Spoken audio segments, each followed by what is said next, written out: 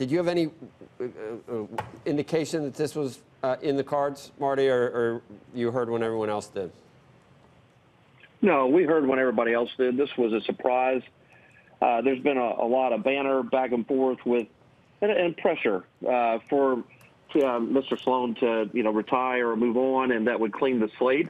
But all in all, no, we felt like after we went through the testimony that they probably maybe cleared some of this. So we were hoping that maybe there were we weren't going to have to see a change. Is it a net positive or a net negative for Wells Fargo in your view, Marty? I think you really have it's twofold. One, in the short run, it's a net positive, as you're going to see the stock react positively today. It's like one more step, maybe the last step in a sense of clearing the path and getting past this reputational issue. Company's done a lot of work. They've been through a lot of the reviews. So now what you have is a new path forward. Long term, the verdict's going to be unknown. Everything is now going to be a clean slate. It's not just the past, but the future is a clean slate. The tie to the old Dick Kovacevic, Wells Fargo is now broken. Tim was really kind of the bridge from the past to the present. And now what we're going to have is a new management team come in. We'll have a new direction. All the financial goals that have been talked about, all the targets that were laid out have to be reviewed and set again. So I think in the long run, it's going to be a dicey situation to see how this transition actually unfolds. Marty, who do you think they should be looking towards in terms of somebody if they're looking for an outsider to come in?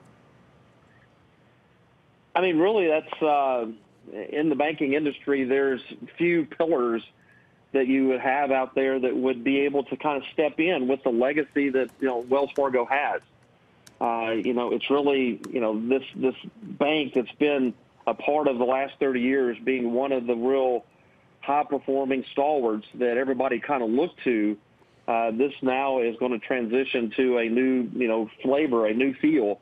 And those are big shoes to fill in the sense of trying to go through that process. But trying to find an experienced banker, one that knows how to kind of bring together and maybe somebody from one of the, money center banks, because, Wells Fargo's kind of has moved from being when you look at it, a super regional bank to much more of a money center bank and bringing all those components together to kind of round out that. If you bring somebody who's got a lot of experience on Wall Street, are you risking running into the same problems with all of these same politicians who are going to say this is more of the same? I mean, it seems to me like you need someone like that who could actually run this bank, but does it really put down the headline risk that the company's been running into? It seems like they're stuck between a rock and a hard place on that. Well, they've been in any of these reputational issues, you're stuck in that position. However, I think just bringing somebody new in will then set the stage.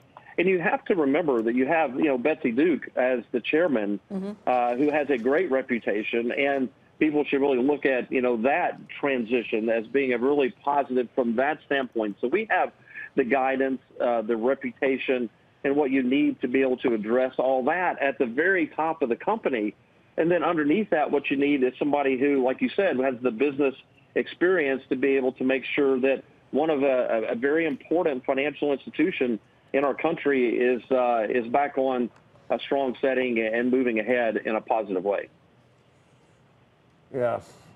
I just wonder, I mean, where did Sloan go astray, do you think?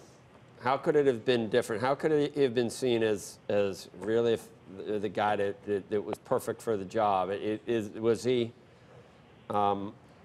Was it external factors that took him down? Do you think, Marty? Do you think you think Elizabeth Warren's comments and criticism were fair? I mean, the AOC thing is just one of those head scratchers, but we're getting used to those. Well, with these reputational issues, I don't think there's anything that they could have done differently. They rolled their sleeves up. They've been working hard on making sure they were reconciling and even finding any other new issues that they could find to make sure that they cleaned this bank up, which I think going forward, it is going to be one of the, those bigger banks that have gone through a real catharsis. If you think about the reputational issue, he just was CFO during that period, and people mentally had a hard time understanding how a CFO wouldn't be controlling these business operations, when in reality, his job was to make sure the financials are correct. It's Right. a different function than being a CEO, but people really couldn't distinguish between that. Does your job become harder when you've got prominent senators asking whether or not, saying he's probably going to jail, and Not only that, asking the OCC to step in and regulate him more and if heavily. he deserves to go to jail, he should go to jail. I mean, this is kind of a crazy political environment. Is it just election season, or I would think at Vining Sparks would be like, wow, I got to start thinking about a lot of, things that formerly you might not didn't have to put into your calculus.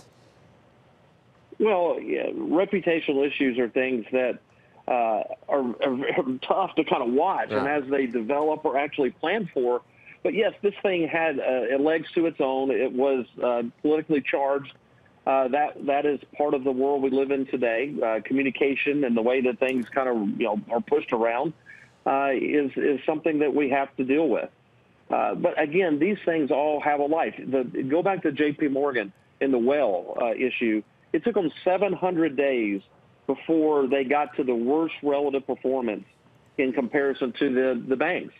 The only thing with J.P. Morgan was it was in a period of time when the bank stocks were going up. So it wasn't quite as obvious, because when I talked to people about that, they would say, but J.P. Morgan rebounded very quickly. Stock price, went past that point very quickly. Well, yeah, that's because everybody else was going up. This has just been a period of time when bank stocks haven't really just been going in one direction. So it was very obvious that they had, not gotten past $50 in a long time. So I think that, and then more than anything else, kind of wore on the management team.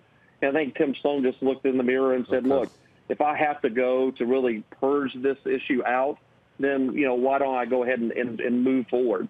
But, the real ramifications of this issue is the bigger banks are going to have to be standardized and have, when we talk about BB&T and SunTrust coming together, part of that is the requirement of technology to be able to handle all these situations. So having flexibility on the front lines is going to be something that's going to be lost for bigger banks, because you're going to have a standardization process where there is no flexibility for people to really make decisions. We have to have a technology or a computer system behind these things almost running the ship for the bank.